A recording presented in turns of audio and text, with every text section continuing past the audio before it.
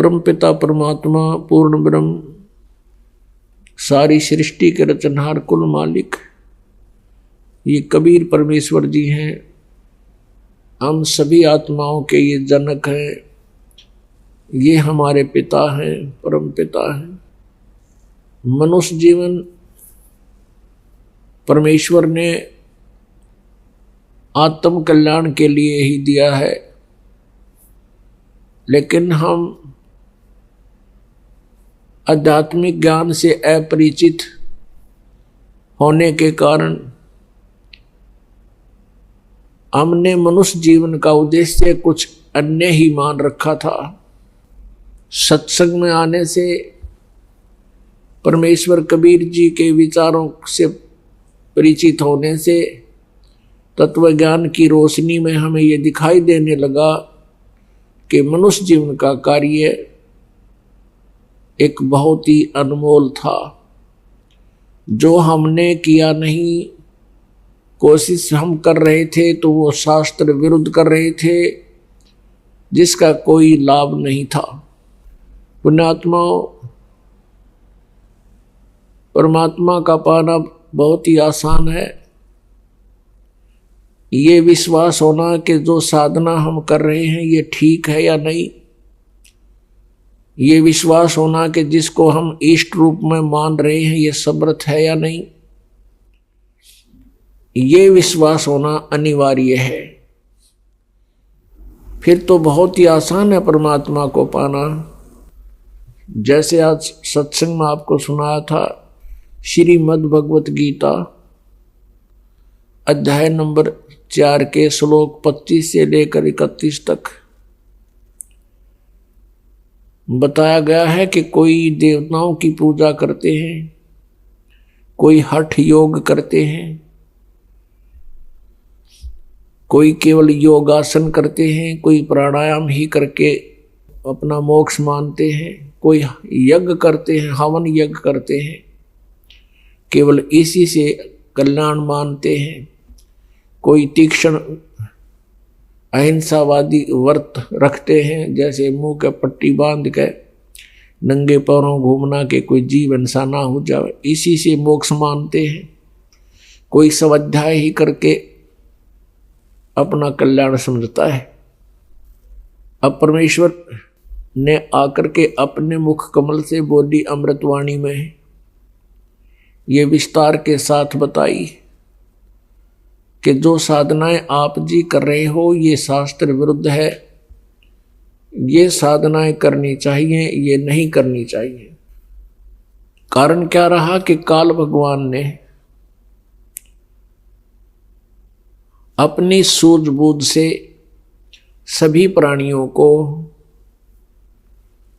शास्त्र विधि त्याग कर मनमाने आचरण पर आधारित कर दिया और तत्व ज्ञान छुपा करके अज्ञान भर दिया। उस परमेश्वर का नाम और निशान मिटा दिया। इसलिए परमात्मा अपनी जानकारी देने के लिए स्वयं ही आते हैं। पुण्यात्माओं, सबसे पहले हमने परमात्मा को पहचानना है। उसके बाद तो सिंपल सी बात है, हमें ये पता चल जाएगा कि किन किन महापुरुषों को परमात्मा प्राप्त हुआ, उनकी वे ऑफ वर्शिप कौन सी थी, तो हम आसानी से समझ जाएंगे कि हम भी उन्हीं की तरह साधना करें तो हमारा कल्याण संभव है। पुण्यात्मा, परमात्मा की जानकारी हमें कहाँ से प्राप्त हुई थी? जो बहुत बड़े मंडलेश्वर कहलाते थे, अपना एक विशेष ज्ञान जानते थे, बताते थे। वो कहते थे कि हम वेदों के अतिरिक्त किसी भी सदग्रंथ को सत्य नहीं मानते। वेदों में सत्य ज्ञान है, बिल्कुल सही है। और वो स्वयं वेदों से परिचित नहीं थे कि ये पवित्र वेद हमें क्या जानकारी देते हैं? तो इनमें परमात्मा का बाय नेम परिचय है, नाम सहित परिचय है। परमात्मा कैसी लीला करते हैं और वो जानकारी भी वेदों में है, संक्षिप्त में है, कोड वर्डों में है। और सूक्ष्म वेद में जो 5वां वेद है, सच्चिदानंद घन ब्रह्म की वाणी, उसमें परमेश्वर की लीला, परमेश्वर की महिमा बहुत विस्तार के साथ है। तो पहले हम वेदों से आपको प्रमाणित करेंगे कि कौन है परमात्मा और वो कैसी लीला करता है। तो फिर हमें विश्वास हो जाएगा कि सचमुच यही भगवान है जो वेदों में लिखा है कि परमात्मा ऐसी लीलाएं करता है और उसका ये नाम है। और फिर उन संतों जिनको वो मिले, उनकी वाणी में फिर वही ज्ञान है जो वेद बताते हैं। तो परमात्मा को पहचानना बहुत ही आसान बन जाता है। जैसे ऋग्वेद मंडल नंबर 9 और सूक्त नंबर 86 और मंत्र नंबर 26-27 में, ऋग्वेद मंडल नंबर 9 और सूक्त नंबर 82-82, मंत्र नंबर 1, 2, 3 में, ऋग्वेद मंडल नंबर 9 सूक्त 96, 96 के मंत्र 16 से लेकर 20 तक, ऋग्वेद मंडल नंबर 9 सूक्त 20 मंत्र 1 में, ऋग्वेद मंडल नंबर 9 सूक्त 1 मंत्र 8 और 9 में, और भी अनेक स्थानों पर परमात्मा के विषय में जानकारी दी है। परमेश्वर के विषय में जानकारी बताई है, वो कैसी लीला करता है, उनका नाम क्या है। तो पुण्यात्मा जो वेदों में लिखा है तो हमें सत्य मानना पड़ेगा। अभी तक तो हम कोई कुछ भी बता रहा था, हम उसी को भगवान मान लेते थे, उसी संत के वचनों को सत्य मानते थे। जो शास्त्र विधि को त्याग कर मनमाना आचरण बताता है और शास्त्रों के सदग्रंथों के विरुद्ध जो ज्ञान देता है, वो टीचर ठीक नहीं। पुण्यात्माओं, आप जी आध्यात्मिक विद्यार्थी हैं, आध्यात्मिक विद्यालय के, और गुरुजन जो होते हैं वो आध्यात्मिक गुरु होते हैं, स्पिरिचुअल टीचर। अब टीचर कहाँ से पढ़ाता है? सिलेबस से। सिलेबस की बुक होती है, सर्टिफाइड बुक होती है। उन पुस्तकों से जो पढ़ाता है तो वो टीचर सही है। उन पुस्तकों के बारे में जिसको जानकारी नहीं है सिलेबस की, और आउट ऑफ सिलेबस सब विद्यार्थियों को पढ़ा रहा है, तो वो टीचर जीवन नाशक है, विद्यार्थियों के भविष्य के साथ खिलवाड़ कर रहा है। तो अब हम स्वयं देखेंगे कि किसने आज तक हमें सत्य ज्ञान दिया और किसने नहीं दिया। अब परमात्मा ने स्वयं आकर के ये जानकारी दी है, और यही सदग्रंथ बताते हैं, वो स्वयं ही आकर अपने विषय में सत्य जानकारी देता है। अपने द्वारा रची हुई सृष्टि को वही ठीक ठीक बताता है। अब आपके रूबरू कराते हैं कि परमात्मा कैसी लीला करता है, फिर आपको सुनाते हैं कि वो कौन है वो परमात्मा जिसने ऐसी लीला की है। आपके रूबरू वेद दिखाते हैं, वेद करते हैं, पवित्र वेदों को दिखाते हैं। और पुण्यात्मा, यदि ये दास अपने हिसाब से अनुवाद कर देता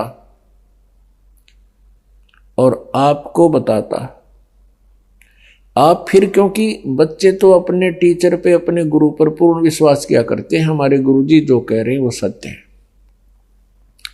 और ऐसे ही अभी तक होता आया, क्योंकि हमने उन अज्ञानी तत्वज्ञानहीन संतों को भी यथार्थ ज्ञान युक्त मान लिया, उनके ज्ञान को, अज्ञान को हमने सही माना, उन पर विश्वास करते रहे।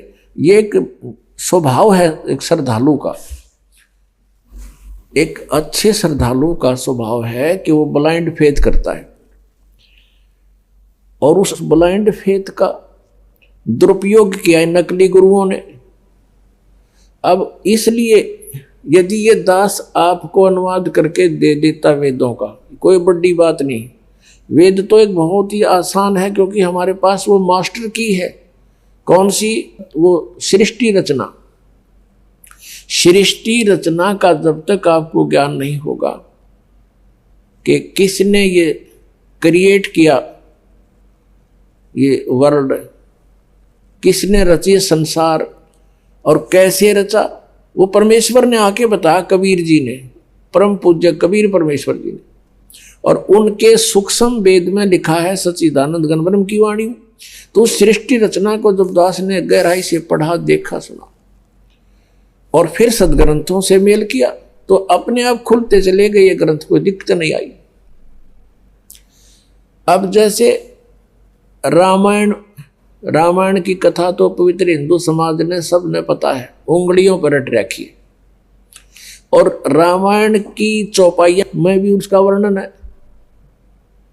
अब चौपाइयां तो किसी महापुरुष ने, जैसे तुलसीदास जी ने बोल दी, अपनी जो का तो वर्णन चौपाइयों में लिख दिया, दोहों में, लोकोक्तियों में। लेकिन यदि इस रामायण का मौखिक ज्ञान ना हो किसी को कि रामचंद्र जी कौन थे, दशरथ कौन थे, सीता कौन थी, रावण के था, विभीषण कौन था, बल्ली कौन था, तो ये ज्ञान ना हो वर्बली कैसे घटना घटी थी, और उसके सामने उस व्यक्ति ने, चाहे हिंदी आती हो, संस्कृत भी आती हो, और रामायण की मौखिक ज्ञान ना हो, कहानी का ज्ञान ना हो, तो उन चौपाइयों का अनुवाद ऊट पटांग करेगा वो।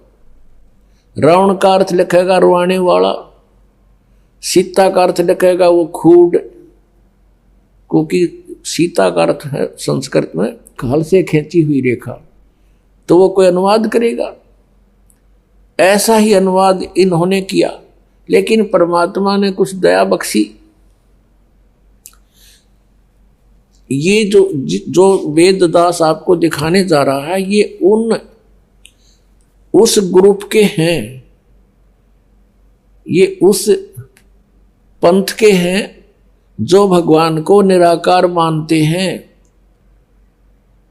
और उन्होंने अनुवाद किया। परमात्मा ने उनकी बुद्धि पर पत्थर डाल दिए, उन्होंने ठीक अनुवाद कर दिया कुछ एक श्लोकों का, और वो करवाया भगवान ने, ना तेड़ंगा करण का ठेका ले रहे थे, ये तो पता नहीं के अनुवाद कर रहे थे।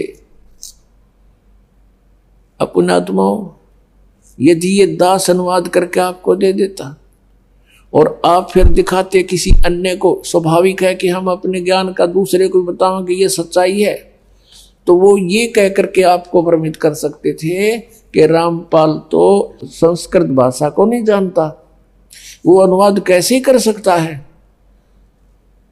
आपका नहीं विश्वास हुआ हो तो किसी और का जरूर हो जाओ, जो साथ में बैठ कर सुन रहा था कि भाई हाँ सचमुच ये तो संस्कृत के विद्वान ही वेदों का अर्थ कर सकते हैं, रामपाल तो एक संस्कृत भाषा नहीं जानता। तो यही जो पहले समस्या आई थी, जब स्वयं परमेश्वर कबीर देव जी आए थे 600 वर्ष पहले, परमात्मा यह सच्चाई बता करते, हम ही अलग अला हैं कुतुब गोस और पीर, कि मैं ही और गरीबदास खालिक दनी हमरा नाम कबीर। जैसे तुलसीदास जी ने रामायण लाखों वर्ष पहले की बीती हुई रामायण को एज इट इज श्लोकों में, दोहों में लिख दिया जो आज हमें मान्य है, ऐसे ही आदरणीय गरीबदास साहिब जी ने परमात्मा से परिचित होकर के, उनसे प्राप्त दिव्य दृष्टि से हजारों वर्ष पहले, लाखों करोड़ों अरबों वर्ष पहले की जो घटनाएं थी, अपनी वाणी में लिपिबद्ध करवा दी, जो आज हमारे पास उपलब्ध है। और वो परमात्मा की महिमा सदग्रंथों में उपलब्ध है, वेदों में। तो इसलिए परमेश्वर की असीम रजा अपने ऊपर कि इन निराकार मानने वालों के कर कमलों से ही लिखवा दिया कि भगवान साकार है, एक स्थान पर रहता है, वहां से गति करके आता है और अच्छी आत्माओं को मिलता है। ये मालिक की कृपा है, कबीर परमेश्वर की आपके ऊपर विशेष रजा है।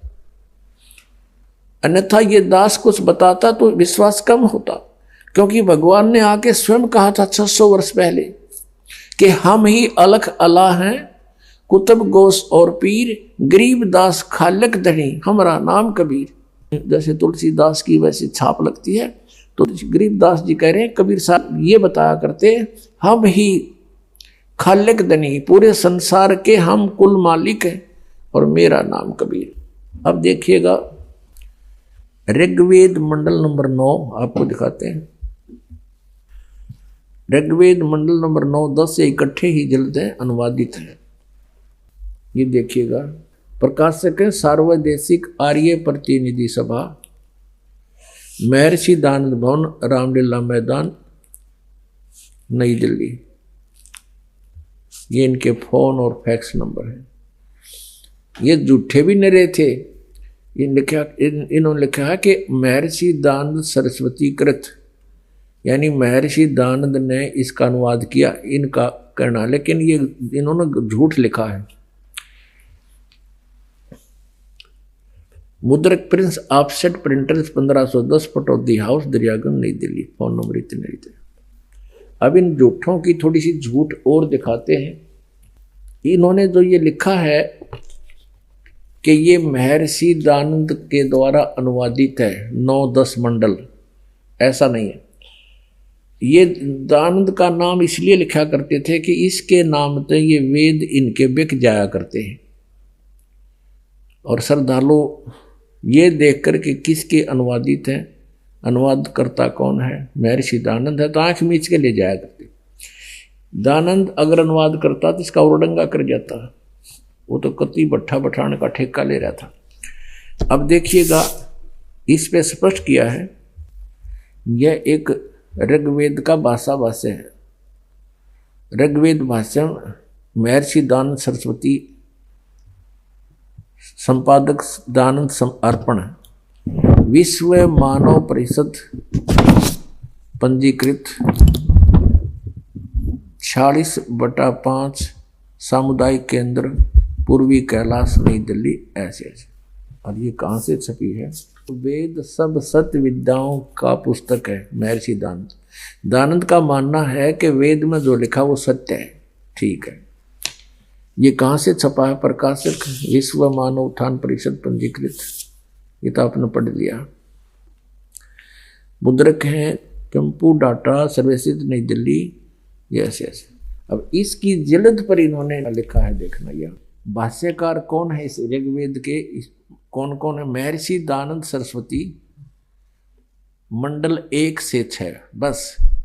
महर्षि दानंद जी ने तो मंडल 1 से 6 मंडल का अनुवाद किया था, फिर इसकी मृत्यु हो गई थी। उसके बाद किसने किया? श्रीपाद दामोदर 7 से लेकर 10 मंडल। और इन्होंने जब 9-10 पर यह लिखा है कि महर्षि दानंद कृत, अभी आपको फिर दिखाएंगे वही ऋग्वेद जो 9-10 मंडल है, ये सर्वदेशिक आर्य प्रतिनिधि सभा दिल्ली से प्रकाशित है।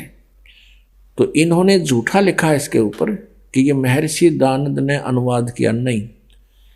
इसके अनुवाद करता ये आपको दिखा दिए, श्रीपाद दामोदर 7वें लेकर, इन्होंने 7 से लेकर 10 मंडल तक, 7, 8, 9, 10, 4 मंडल का अनुवाद उन्होंने किया। दानंद जी ने तो केवल 1 से लेकर 6 तक रखे।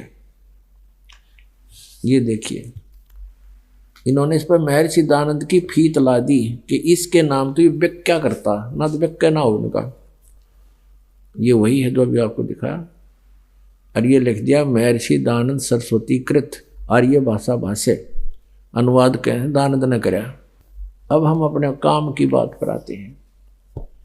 ऋग्वेद मंडल नंबर 86 का ये है ऋग्वेद मंडल नंबर 9 सूक्त 86 और इसका मंत्र 26। इसमें क्या कहा कि यज्ञ करने वाले यजमानों के लिए, पदार्थ है इनका अर्थ किया इन्होंने, यज्ञ करने वाले यजमानों के लिए परमात्मा, इसका अर्थ है जो धार्मिक अनुष्ठान करने वाले यजमान माने भक्तों के लिए परमात्मा सब रास्तों को सुगम करता हुआ उनके विघ्नों को मर्दन करता है, उनके सब विघ्न नाश करता है, संकटों का नाश करता है और उनको पवित्र करता हुआ और अपने रूप को सरल करता हुआ वह कांति में परमात्मा, ये लिखा इन्होंने, देखो ये है कबीर, हम इसको कबीर बोलते हैं, कबीर। इन्होंने इसके दो हिस्से कर दिए, यू कवि बना दिया, कवि ही। इसको हम कबीर भी बोल सकते हैं, रे लिख के नीचे हलंत लगा सकते हैं तो कबीर भी लिख सकते हैं। तो ये इन्होंने यहां अर्थ कर दिया सर्वज्ञ, क्योंकि ये परमात्मा की महिमा की जानकारी है कि यज्ञ करने वाले यजमानों के लिए परमात्मा यानी भक्तों के लिए भगवान सब रास्तों को सुगम करता हुआ उनके विघ्नों को मर्दन करता है और उनको पवित्र करता हुआ और अपने रूप को सरल करता हुआ वह कांति में परमात्मा, यह लिखना था, जो नाम लिखना था वो कबीर देव, कबीर साहब, विद्युत के समान क्रीड़ा करता हुआ वर्णीय पुरुष को प्राप्त होता है। वर्णीय पुरुष को प्राप्त होता है। वर्णीय माने अच्छे, श्रेष्ठ, अच्छी आत्मा को मिलता है।